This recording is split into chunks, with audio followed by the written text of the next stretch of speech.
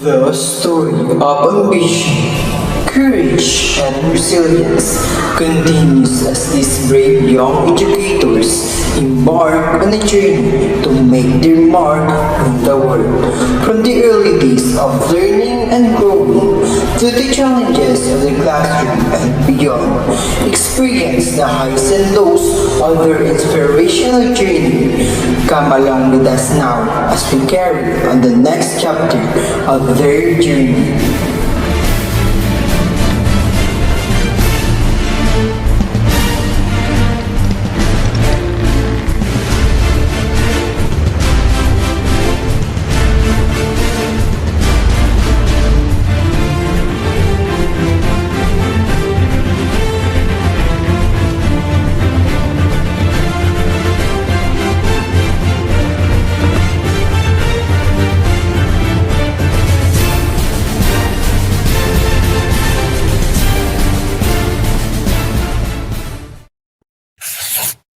Today is going to be an exciting experience for the students as they get to learn in a hands-on atmosphere outside of the class.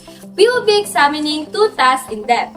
Field Study 1, Activity 2, My Ideal Learning Environment, and Field Study 1, Activity 3, Distinctness of a Learner in a Diverse Classroom. Don't miss this thrilling journey and let's get going!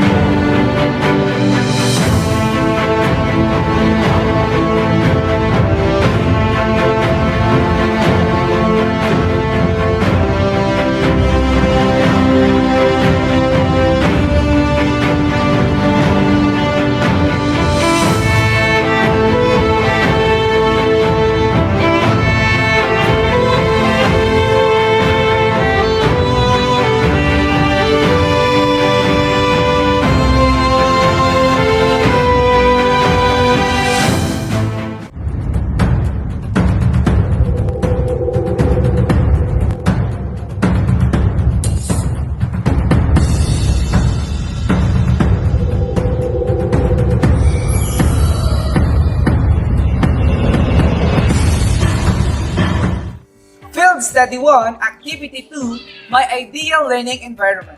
This activity involves classroom observation and conversing with teacher and staff in charge of the physical side of the school, as well as reflecting on our past educational experiences.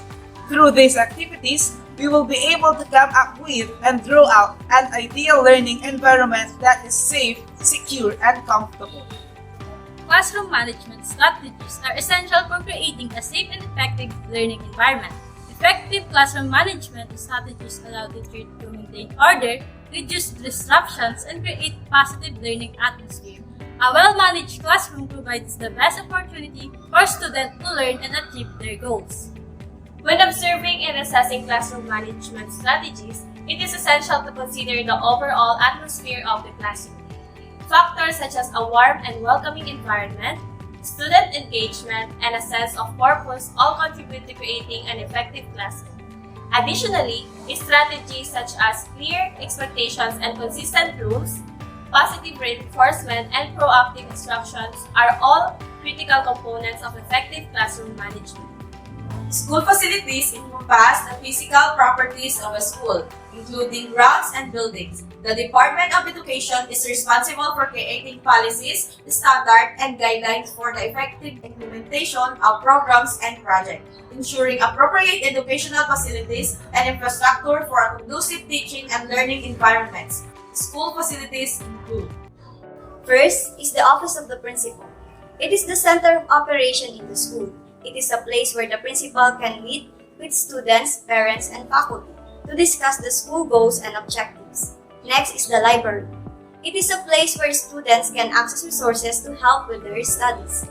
Then, counseling group, which provide a safe and supportive environment for students to talk about their struggles and find help. Next is the canteen or cafeteria. It is a place for students to take a break from their studies and socialize with their peers. And the medical clinic, which is a place where Students get medical attention in case of emergency. Additionally, the other examples of school facilities are audiovisual, learning resource center, which provides access to educational materials that can help students in their studies. Next, science laboratory. It is a place where students can experiment and explore the various scientific disciplines. Also, the gymnasium, which is a place for recreational activities such as sports and physical education. Then, the auditorium, where students can present their projects or participate in other activities. And lastly, the outdoor garden, where students relax and enjoy the outdoors. The home economics room is also one of the examples of school facilities. It is a place where students can learn about cooking, sewing, and other home economics related topics. Also, the comfort room for girls and comfort room for boys provide a safe and comfortable environment for students to use the restroom. The computer laboratory provides access to computers and other technology that can enhance the students' learning experiences. Lastly, the faculty room is the place where teachers can meet and discuss curriculum and other school matters. All of these facilities contribute to the students' learning and development in various ways. The Office of the Principal, Counseling Room, and Medical Clinic provide students with access to resources that can help them with their studies and personal growth. The Library, Audiovisual or Learning Resource Center, Science Laboratory, Computer Laboratory, and Home Economics Room provide students with resources and materials that can help them acquire knowledge and develop skills. The Gymnasium, Auditorium, and Outdoor Garden provide students with opportunities to hone their physical, mental, and creative abilities. Lastly, the Comfort Rooms provide students with a private and hygienic space to use the restroom. In order to create a safe and secure environment that is conducive for learning, classrooms must have a safe and supportive atmosphere where students feel comfortable and secure. A safe school environment should be free from bullying, physical violence, and discrimination. Additionally, effective communication between teachers, students, and parents is essential for creating a safe, secure school.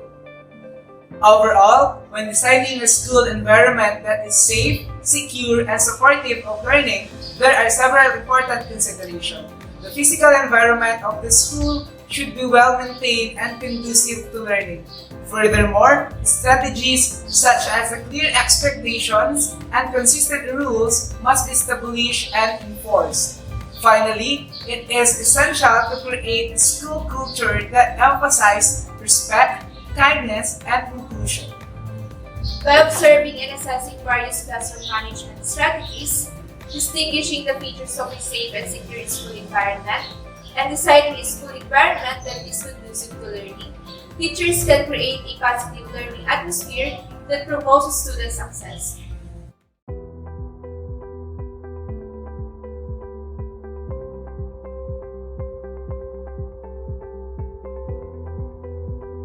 We would appreciate the opportunity to teach at Bayambang Central School based on our observations. The school environment left a positive impression on us, particularly noting the mesmerizing learning atmosphere. During our observation, we observed that students at Bayambang Central School were remarkably active and participative in the lessons conducted in the classrooms. This level of engagement is indicative of a conducive learning environment, which aligns with my teaching philosophy. The enthusiasm displayed by students suggests a vibrant and dynamic setting that fosters effective teaching and learning. Therefore, teaching in such an environment would provide a fulfilling and enriching experience for both the students and ourselves. If we were given a chance, we would like to teach in the school environment where our group conducted the observation. The classroom where our observation was held has a vast space that can accommodate effectively the students. There are also many windows and electric fans which help to improve the ventilation. The chairs were also fixed and the class was divided into 3 groups. In conclusion, in the future, we would be glad if we would be given a chance to have a classroom just like the school environment we saw during our observation, as we have seen that students are valued and respected. There was a conducive learning experience in that school environment.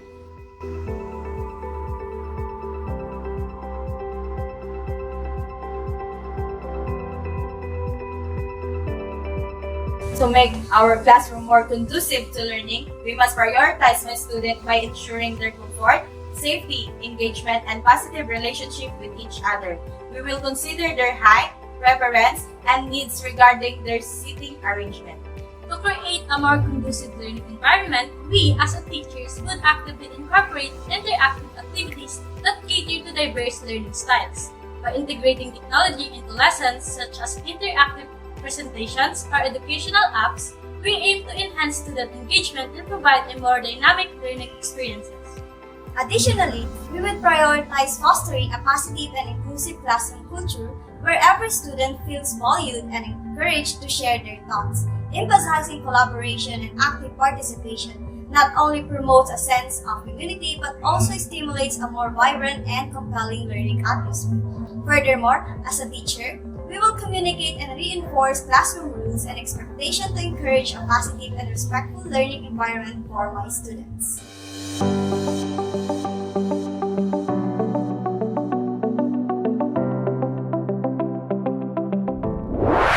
Now, for Activity 3, Distinctness of a Learner in a Diverse Classroom.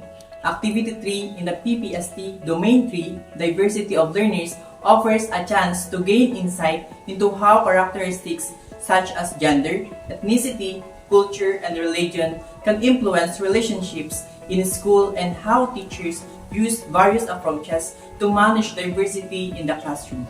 Understanding the various types of learners and their backgrounds can help educators create a more inclusive and equitable learning environment. The characteristics, needs, and interests of learners in a diverse classroom are varied and unique. All learners come from different backgrounds, possess different abilities and talents, and have different goals and interests. Recognizing these differences is essential in creating an inclusive classroom and fostering a positive learning environment. When considering the characteristics, needs, and interests of the learners in diverse classroom, it is important to determine, understand, and accept the learner's diverse background. These include their race, ethnicity, religion, culture, language, socioeconomic status, gender, and sexual orientation. Understanding the background of the learners will help create an environment that is more sensitive and respectful of individuals' experiences and perspectives. On December 7, 2023, our group observed Mount Claveria's Grade 4 Star class at Bayambang Central School. We noticed that the students were energized by the motivational activity at the start of the class, which involved dancing to the tune of Dynamite as guided by a video presentation. Ma'am Lisette then conducted different activities to help the students recall the past lesson and test their prior knowledge. During the discussion, students were encouraged to share their ideas, with some actively participating while others were not as attentive. Additionally, Ma'am Claveria adjusted her instruction to accommodate students who were more fluent in English than Filipino or Pangasinan. We also noticed inactive students who had attention deficit hyperactivity disorder or ADHD. Overall, our observation showed that the classroom was a diverse environment where all students were respected, motivated, and allowed to express their thoughts. We noticed that Ma'am Claveria managed her class effectively, ensuring that no student was left behind. Through this experience, we are able to witness the interaction between a teacher and her students, and how Ma'am Claveria employed different class routines to effective discipline her students. In order to successfully deal with diversity in the classroom, it is essential to identify best practices. It includes creating an environment of respect and acceptance for all individuals, developing a curriculum that is accessible to all learners, and providing appropriate support to all learners. It also includes providing resources to students that are reflective of the backgrounds, creating opportunities for open dialogue about diversity, and understanding the unique needs of each learner. Valuing the importance of diversity of learners is essential for creating an inclusive classroom. It includes understanding the different learning style, needs, and interests of each learner.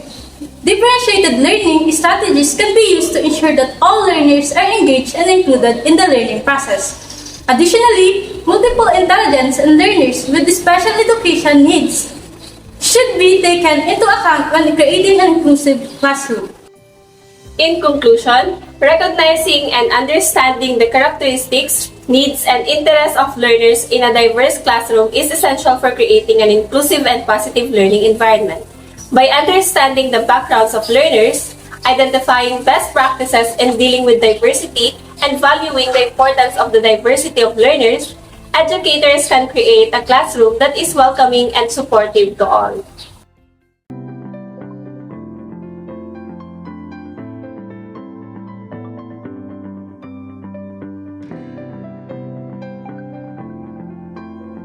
While we are observing the learners, we remember how we experienced when we were their age. During our time in a traditional classroom, we can eat with our classmates, play and run inside and outside the classroom, and directly discuss with classmates to obtain insights, ideas, and suggestions. Students actively participate in the activities and discussion just like us before. Lastly, we have both the same goal and purpose, which is to gain new knowledge and succeed in school.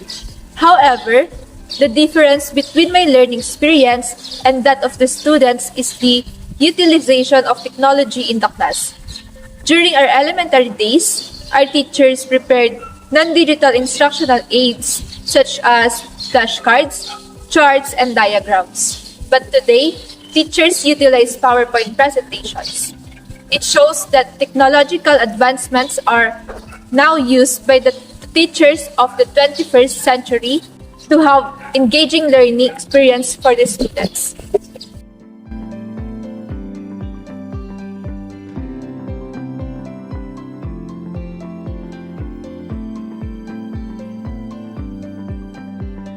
One of us said that the teacher that they won't forget is our advisor during our junior high school year. Her name is Mrs. Corazon Candoy. She is very kind, approachable, friendly, and intelligent. She treats us like her own sons and daughters. And she always encourages everyone in our class to step up and not hold back. Also, one said that she will never forget her grade 4 and grade 6 class advisor, Ma'am Flordelisa Pitlawan. She encourages everyone to be neat and presentable. Also, Ma'am Pitlawan is also considerate and kind teacher. Most of the members of our group said that there are a lot of teachers that we'll never forget, but the treasure we bring out of our entire lives is a teaching and experience they share with everyone.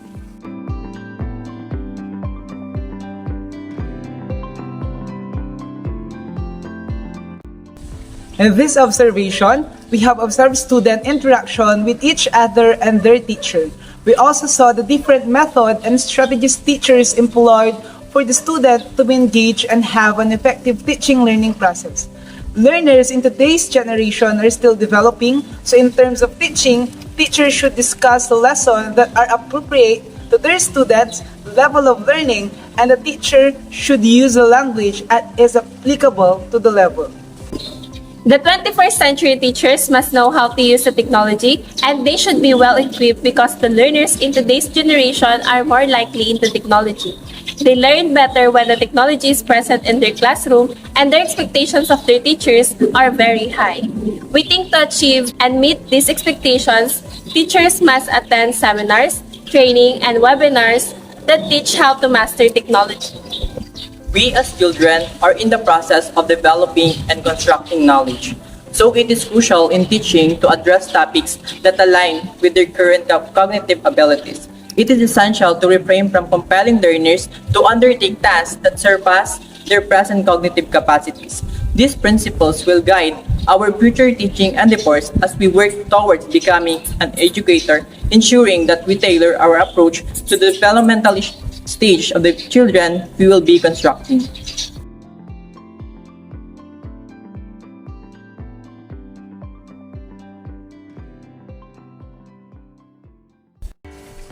To sum up, we learned in Field Study 1, Activity 2, Ideal Learning Environment that school facilities including classrooms, desks, chairs, lighting, temperature control, noise reduction, clean water, sanitation, hygiene, and ICT are crucial for creating an optimal learning environment, enhancing student engagement and academic achievement.